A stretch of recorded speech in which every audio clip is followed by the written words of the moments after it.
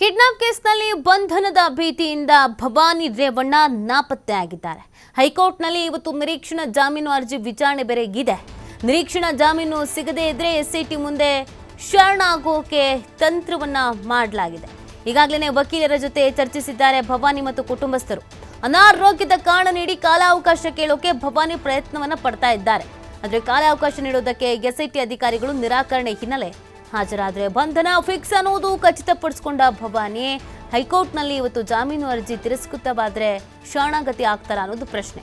ಮತ್ತೊಂದೆಡೆ ಭವಾನಿ ರೇವಣ್ಣಗಾಗಿ ಶೋಧವನ್ನ ನಡೆಸ್ತಾ ಇದ್ದಾರೆ ಎಸ್ಐಟಿ. ನೋಡಿ, ಈ ಪ್ರಕರಣದಲ್ಲಿ ಕಿಡ್ನಾಪ್ ಪ್ರಕರಣದಲ್ಲಿ ಭವಾನಿ ಹೆಸರು ಕೂಡ ಕೇಳಿ ಬಂದಿತ್ತು. ಆ ನಿಟ್ಟಿನಲ್ಲಿ ವಿಚಾರಣೆಗೆ ಹಾಜರಾಗಬೇಕು ಅಂತ ನೋಟಿಸ್ ಅನ್ನ ಕೊಡಲಾಗಿತ್ತು. ಅದಕ್ಕಿಂತ ಮುಂಚಿತವಾಗಿ ಇವರೇ ನಾನು ವಿಚಾರಣೆಗೆ ಹಾಜರಾಗ್ತೀನಿ, ನಾನು ವಿಚಾರಣೆ ಮಾಡಿ ನಾನು ಇಲ್ಲೇ ಮನೇಲೇ ಇರ್ತೀನಿ ಅಂತೆಲ್ಲ ಹೇಳಿದ್ರು. ಆದರೆ ಎಸ್ಐಟಿ ಅಧಿಕಾರಿಗಳು ನೋಟಿಸ್ ಕೊಟ್ಟು ಮನೆಗೆ ಹೋದರೆ ಮನೇಲಿ ಇಲ್ಲ, ಎಲ್ಲಿದ್ದಾರೆ ಏನು ಎತ್ತ ಅನ್ನೋದು ಗೊತ್ತಿಲ್ಲ. ಈಗಾಗಲೇ 4 ತಂಡಗಳನ್ನ ರಚನೆ ಮಾಡಿಕೊಂಡು ಬೆಂಗಳೂರು ಸೇರಿದಂತೆ ಇವರ ಫ್ಯಾಮಿಲಿ ನೆಂಟರು ಮನೆಯಲ್ಲೇ ಎಲ್ಲೆಲ್ಲಿದೆ ಅಲ್ಲೆಲ್ಲ ಕಡೆ ಹುಡುಕ್ತಾ ಇದ್ದಾರೆ.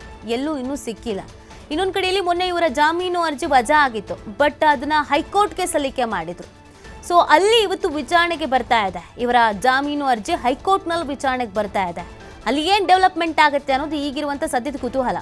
ಒಂದು ವೇಳೆ ಜಾಮೀನು ಸಿಕ್ಕಿದ್ರೆ ಪ್ರತ್ಯಕ್ಷ ಆಗಬಹುದು, ತನಿಖೆಗೆ ಸಹಕಾರ ಕೊಡ್ತೀನಿ ಅಂತ ಬರಬಹುದೇನೋ, ಯಾಕಂದ್ರೆ ಜಾಮೀನು ಇರುತ್ತಲ್ವಾ. ಅಕಸ್ಮಾತ್ ಜಾಮೀನು ಅರ್ಜಿ ವಜಾ ಆಗ್ಬಿಟ್ರೆ ವಾಟ್ ನೆಕ್ಸ್ಟ್? ಜಾಮೀನು ಅರ್ಜಿ ವಜಾ ಆದರೆ ಇವರನ್ನ ಬಂಧಿಸುವಂಥ ಸಾಧ್ಯತೆ ದಟ್ಟವಾಗತ್ತೆ.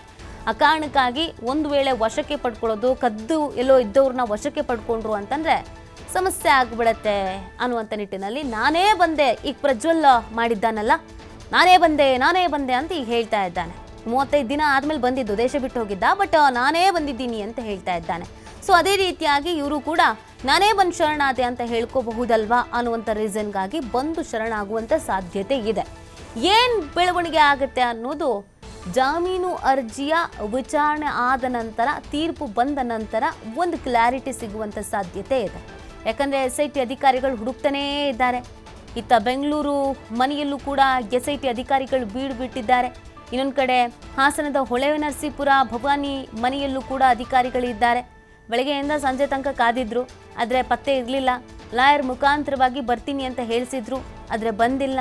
ಇನ್ನೊಂದು ಕಡೆಯಲ್ಲಿ ಆರೋಗ್ಯ ಸರಿ ಇಲ್ಲ, ಈಗ ವಿಚಾರಣೆಗೆ ಹಾಜರು ಆಗೋದಕ್ಕಾಗಲ್ಲ, ಇನ್ನೊಂದಷ್ಟು ಅವಕಾಶ ಬೇಕು ನನಗೆ, ಸಿಕ್ಕಾಪಟ್ಟೆ ಸಮಸ್ಯೆ ಇದೆ ಅಂತ ಲಾಯರ್ ಮುಖಾಂತರವಾಗಿ ಅರ್ಜಿಯನ್ನು ಹಾಕಿಕೊಳ್ಳಬಹುದು.